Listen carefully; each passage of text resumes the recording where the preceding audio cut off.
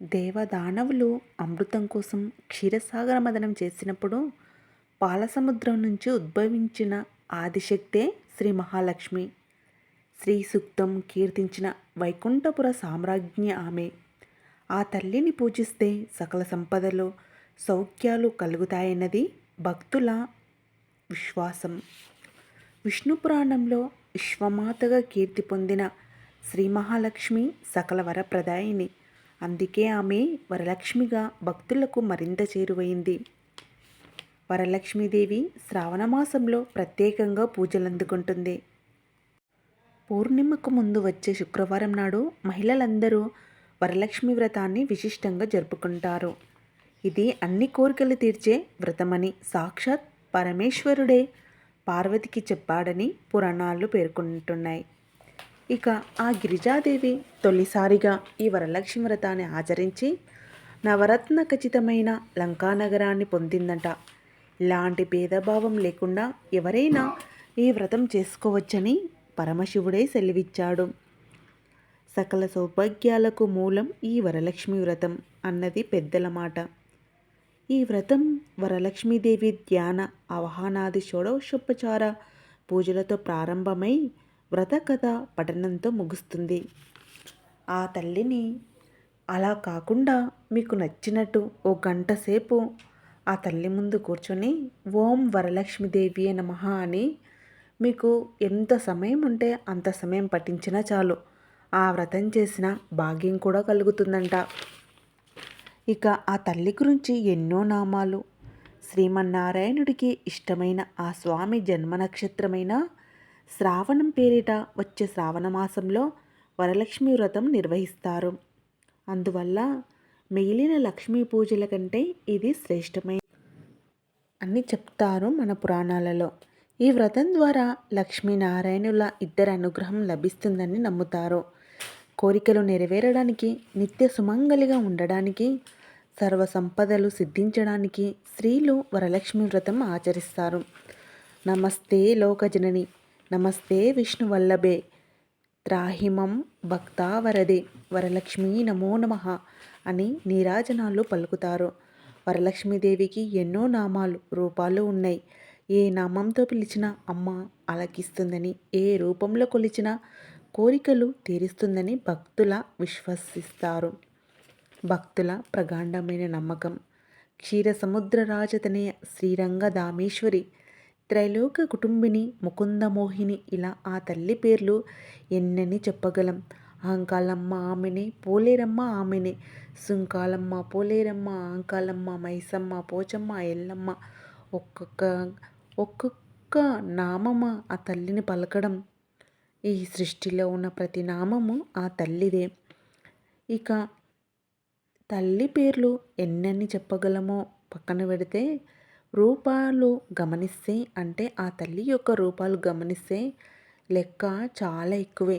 ఆదిలక్ష్మి, ధనలక్ష్మి, విద్యాలక్ష్మి, విజయలక్ష్మి, సంతానలక్ష్మి, సౌభాగ్యలక్ష్మి, సస్యలక్ష్మి, సంక్రాంతి లక్ష్మి, సంగీతలక్ష్మి, సాహిత్యలక్ష్మి, వనలక్ష్మి, వసంతలక్ష్మి, వైభవలక్ష్మి, వైకుంఠలక్ష్మి, కళ్యాణలక్ష్మి, మోక్షలక్ష్మి ఇలా అనేక రూపాలలో దర్శనమిస్తుంది.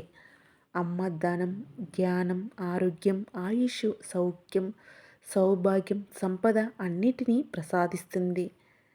తప్పకుండా ఆ తల్లిని కొలిచిన వారికి, ప్రేమతో ఆ తల్లిని సబ్కాన్షియస్ మైండ్ పాజిటివ్గా కొలిచిన వారికి ఆ విలువలు తప్పకుండా కనబడతాయి.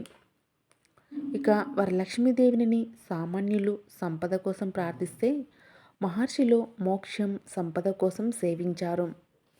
ఇక బంధంలోని ఆనందమేమిటో తెలుసుకుందాం. వరమహాలక్ష్మి విద్యాలక్ష్మి పేరుతో సరస్వతి మాతగా సకల విద్యలు ప్రసాదిస్తుంది. ఐశ్వర్యలక్ష్మి పేరుతో సర్వ సంపదలు అందిస్తుంది. సౌభాగ్యలక్ష్మి పేరుతో పార్వతీదేవిగా సౌమంగళాన్ని అనుగ్రహిస్తుంది. త్రిమూర్తులు ముగ్గురైన త్రిమాతలు ఒకటే, అదే శక్తి స్వరూపం. వరలక్ష్మీదేవి త్రిమాత్మకమూర్తిగా, శక్తి స్వరూపిణిగా పూజలందుకుంటూ విద్య, ధన, సౌభాగ్యాలను ఏకకాలంలో కటాక్షిస్తుంది. కమలంగా, పద్మంగా, రమంగా, ఇందిరంగా, భార్గవిగా, హరిప్రియగా సహస్రనామాలతో కీర్తి పొందుతుంది. లక్ష్మీ శక్తిని తన హృదయస్థానంలో నిలుపుకున్నాడు శ్రీ మహావిష్ణువు. భర్త అనురాగానికి, తనకిచ్చిన గౌరవానికి ముగ్ధురాలైన లక్ష్మీదేవి స్వామిని సేవిస్తూ ప్రేమను చాటుకుంటుంది. ప్రస్తుతం యువత ఈ సూక్ష్మాన్ని అర్థం చేసుకొని భార్యాభర్తల బంధంలోని అందం, ఆనందం అర్థం అవుతాయి. వ్రతాన్ని ఆచరించి మహాలక్ష్మి వరలక్ష్మీదేవిగా చారుమతిని కటాక్షించిన వ్రతకథ విన్నవారికి సకల శుభాలు కలుగుతాయని పురాణాలు చెబుతున్నాయి. వ్రతం నాడు 9 ముడులు వేసి పసుపు కుంకుమలతో అద్దిన తోరణాన్ని వరలక్ష్మీదేవికి సమర్పించి చేతికి ధరిస్తారు. దానివల్ల ఇంట్లో నవధాన్యాలు నిండి ఆహారానికి సంపదకు లోటు ఉండదని నమ్ముతారు. తన స్వామితో సహా ఇంట్లో కొలువుండడం, ఆ వరాల తల్లిని ప్రార్థిస్తే తప్పక అనుగ్రహిస్తుందని మహిళలు బలంగా విశ్వసిస్తారు.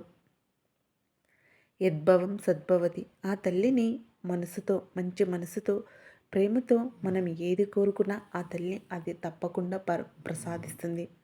ఆ వరలక్ష్మి తల్లి ఎందుకంటే నీ ముందలున్నది వరలక్ష్మి తల్లి కాదు, నీవే. నీ గుండెలో ఉందే ఆ తల్లి. ఆ ఎదురుగా ఉన్న తల్లిలో ఉన్నది నువ్వే. కాబట్టి మీరు సబ్కాన్షియస్ మైండ్ పాజిటివ్గా ఉండి మీరు ఏది కావాలనుకుంటున్నారో, మీకు ఏం కావాలనుకుంటున్నారో, మీరు ఎలా ఉండాలనుకుంటున్నారో అన్నీ ఆ తల్లికి సూక్ష్మంగా వివరించి మీ మనసు నుండే ఆ తల్లికి చేరవేయండి. ఆ తల్లి తప్పకుండా అనుగ్రహిస్తుంది.